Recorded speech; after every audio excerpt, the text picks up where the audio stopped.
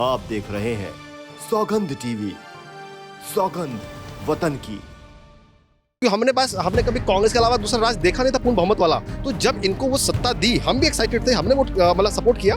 जो महंगाई से वास्तव में परेशान है वो they are reluctant to speak on the camera. हम क्या वर्ल्ड की नंबर 1 इकोनॉमी है? नहीं है। इसके लिए क्या कदम उठा रहे हैं आप? इंडिया गठबंधन अगर ये बन गया होता 2019 में, शायद मोदी जी प्रधानमंत्री ना होते। तो उनको दिखाओ साइंटिस्टों को, पहले उनका स्पीच कराइए, आप बाद में बोल लीजिए। बिल्कुल आप प्रधानमंत्री आप बोले, लेकिन आप उनका हक न छीने। नमस्कार, आप देख रहे हैं सौगंध टीवी, मैं हूं आपके साथ राधिका शर्मा। अगर बात की जाए G20, जी हाँ, G20 जो है भारत में होने वाला है दिल्ली में, जिसमें कल से देश में जो है धारा 144 लग रही है और 8, 9, 10 3 दिन तक जो दिल्ली है पूरी तरह से बंद रहेगी।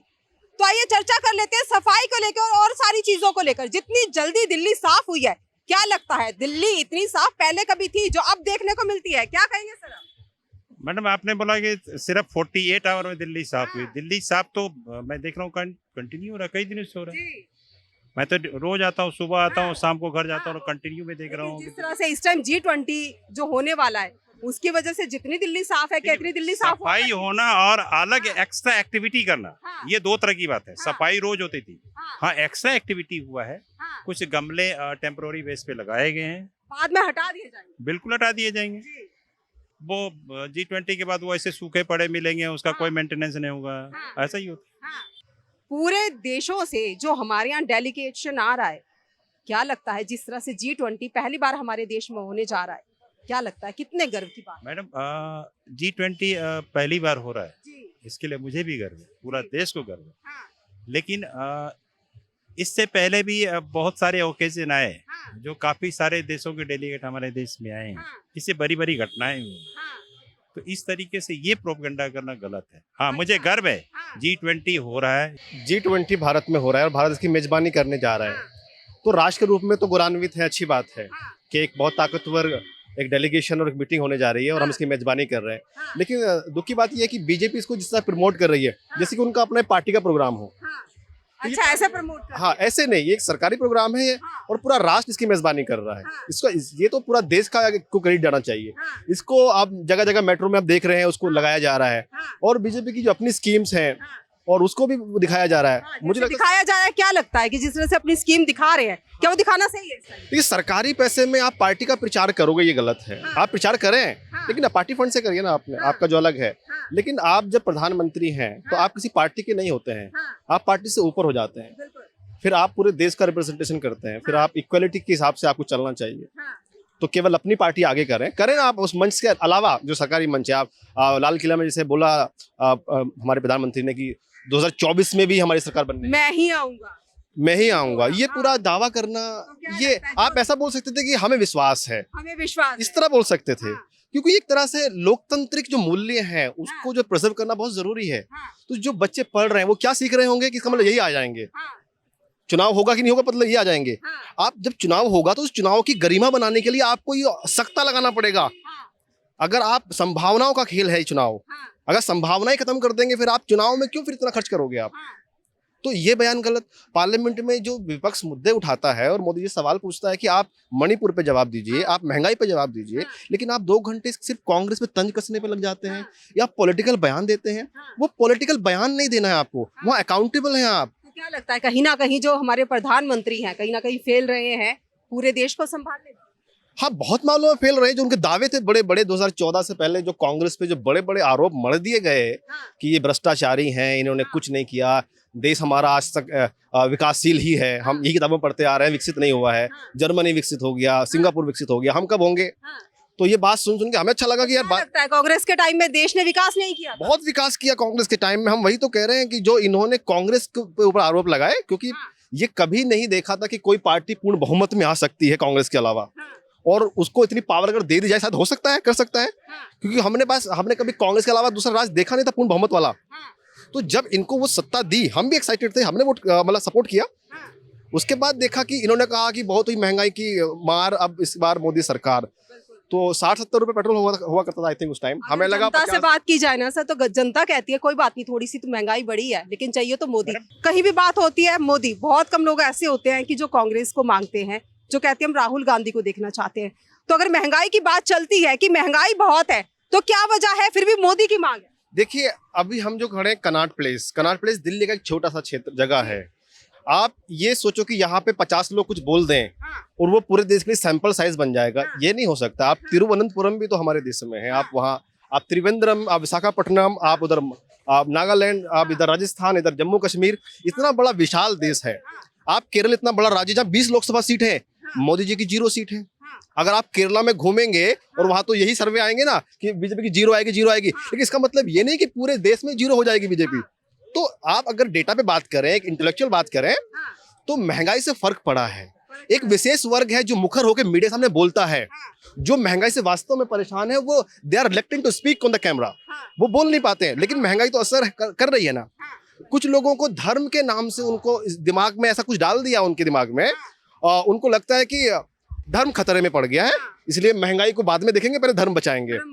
तो धर्म में बचाना एक ऐसे काल्पनिक विचारधारा में लेके चले जाते हैं वो, जहाँ पे लगता है कि देश में सब कुछ ठीक है लेकिन धर्म खतरे में आ गया है, हिप्नोटाइज कर देते हैं। इतने टाइम से हमारे देश में, अगर मैं कहूँ इतने टाइम से हमारे देश में सभी धर्मों के जितने पंथ है, सभी पंथों के जो लोग हैं वो रहते हैं। आज तक ऐसा मुद्दा नहीं उठा।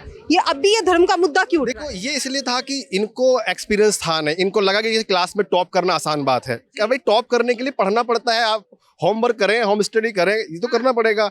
इनको लगा सिंगापुर डेवलप हो गया, वहाँ उन्होंने निर्णय लिए, अब इन्होंने भी निर्णय ले लेके देखा कि हम भी निर्णय लेंगे। भाई निर्णय लेने के पीछे प्लानिंग होती है। आपने कहा नोटबंदी, कोई तैयारी बैकग्राउंड में की नहीं, फ्लॉप हो गए, और फिर आपने कुछ और नया निर्णय ले लिया, ठीक है आप बुलेट ट्रेन चलाएंगे, लेकिन वो आज तक पेंडिंग पड़ी है। आपने कहा स्मार्ट सिटी बना देंगे, इनको लगता है वहां से निर्णय ले लो, स्मार्ट सिटी बन जाएगी, न्यूयॉर्क जैसे शहर यहाँ पे दिखाई देने लगेंगे।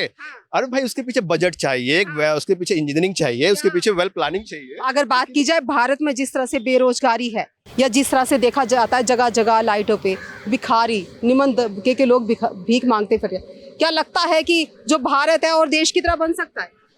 भारत में पोटेंशियल है, ये कई मौकों पे साबित हुआ है। आप अगर मैंने इंजीनियरिंग की है, तो जब हम पढ़ते थे तो उसमें बहुत सारे नाम इंडिया के भी हम पढ़ते थे।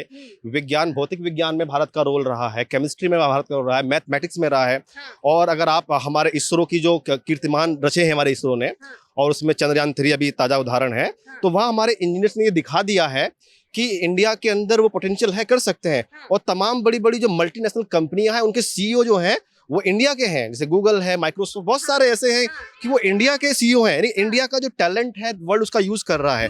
लेकिन दुख होता है कि हमारा देश जहाँ सबसे ज्यादा जरूरत है इन टैलेंट की, इनको वापस लाने के लिए सरकार क्या कदम उठा रही है। आप विदेश में जाते हो, आप इंडिया फर्टर्निटी को इकट्ठा कर लेते हैं, हमें भी भावुक हो जाते हैं कि हमारा देश बाहर भी बसता है, हमारा देश बाहर भी है, वहां भी तिरंगे को चाहने वाले हैं। लेकिन उनका जो टैलेंट है अगर वो यहाँ आ जाएगा तो हमारा देश भी विकसित राष्ट्रों में खड़ा हो जाएगा। आप सिर्फ ढोल बजा के कहें कि मैं विकसित, हम बना देंगे फला टाइम, हमारा डंका बज रहा है, देखिए डेटा से डंका बजता है। हम क्या वर्ल्ड की नंबर 1 इकोनॉमी है? नहीं है। इसके लिए क्या कदम उठा रहे हैं आप? क्या हम दुनिया के 100% शिक्षित देशों में आते हैं? नहीं आते हैं। देश के नंबर 1 जो है गुरु हम बनेंगे। कब बनेंगे? मेरे दादा, मैं 3rd जनरेशन हूँ आई थिंक आज़ादी के बाद से, मैं यही पढ़ता आ रहा हूँ कि हम डेवलपिंग कंट्री है, डेवलपिंग कंट्री। तो आजकल के टाइम में देखा जाए तो किस पे जो जनता भरोसा करेगी, और क्या लगता है कि कितना भरोसा जनता को रहेगा जिस तरह से देश के हालात है? अभी इस जो ये गठबंधन बना है, ये क्षेत्रीय वाइज हुआ है बेटा, ठीक है, और इस पे रिसर्च हो रहा है। अब कैसे क्या होगा ये तो कल नहीं तो परसों बताएगा जी। देखिए आप इंडिया गठबंधन अगर ये बन गया होता 2019 में, शायद मोदी जी प्रधानमंत्री ना होते। देखिए वोट से बनता है प्रधानमंत्री, 272 का वो जादुई आंकड़ा बोलते हैं ना लोकसभा में, उसको छूना हर कोई चाहता है। बहुत लोगों की पार्टियां बूढ़ी हो गई हैं लेकिन वहां तक नहीं पहुंच पाई हैं। लेकिन इस कारनामे को करने वाली एक कांग्रेस पार्टी है और बीजेपी ने ये कारनामा कर दिया है। अगर हम अपने बल पे सरकार बनाने की बात है तो जो वोट परसेंटेज है वो तो इंडिया के पास है, इंडिया गठबंधन के पास है।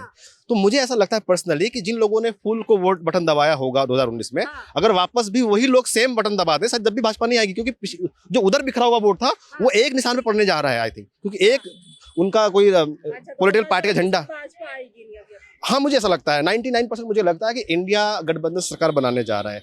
चेहरे को लेके आज गोदी मीडिया को भी कंटेंट उन्हीं से मिल रहा है। वो मुंबई में क्या कर रहे हैं, वो क्या बना रहे हैं। कभी वो उन्होंने पूछा है एनडीए वालों से कि आपका संयोजक कौन है, आपके यहाँ चुनाव होता कि नहीं होता, आपके यहाँ डेमोक्रेसी इंटरनल है कि नहीं, सारा कुछ उनसे पूछते हैं। उनके बिजनेस उनसे चल रहे हैं। राहुल जी के बिना उनका काम चलता नहीं है, ठीक है। और राहुल जी इतने इंटेलेक्चुअल आदमी हैं, हाँ उनको एक लोकल डायलेक्ट एंड डिक्शन में थोड़ी कमी आती है कि वो क्षेत्रीय भाषा उस तरह नहीं बोल पाते हैं जो थोड़ा अट्रैक्टिव लगे हमारे युवाओं को। यूपी और बिहार की भाषा में उस तरह से तालमेल नहीं बिठा पाते मुझे लगता है। लेकिन जब आप उनके अंग्रेजी में सुनेंगे तो देखिए वो जो इंटेलेक्चुअल, जब वो इकोनॉमी की बात करते हैं, जो उन्होंने प्रेडिक्ट किया था इकोनॉमी के बारे में, वैसा हुआ ना। उनको जितनी समझ है इकोनॉमी के बारे में, इंडिया के बारे में, आप उनकी डिग्री पे जाइए। बस क्या होता है कि एक प्रोपेगेंडा था। आई थिंक अब कांग्रेस की आईटी टीम भी बराबर जवाब दे रही है। तो जो स्लिप ऑफ टंग होता था राहुल गांधी के बारे में कि उन्होंने ये बोल दिया, और लेकिन अब वो दूसरी तरफ से भी कर रहे हैं, तो ये कोई भी कर सकता है। स्लिप ऑफ टंग किसी का भी हो जाता है, ये तो ऑब्वियस है। लेकिन आप उनके क्वालिफिकेशन देखिए, उनका काम देखिए, वो कर क्या रहे हैं, बोल क्या रहे हैं और वास्तव में हो क्या रहा है। आप एक एग्जाम्पल समझिए, आरटीआई कानून लाए थे मनमोहन सिंह जी, कितना अच्छा कानून था। सारे इतने एक्टिविस्ट पैदा हो गए थे देश भर में, आज उसको कमजोर कर दिया गया। नरेगा स्कीम लाए थे, वो आज भी चालू है। कोरोना में उसी को तो आगे बढ़ाया गया। इसरो बनाया किसने था? नेहरू जी ने बनाया। आज उसी से तो हम काम ले रहे हैं ना।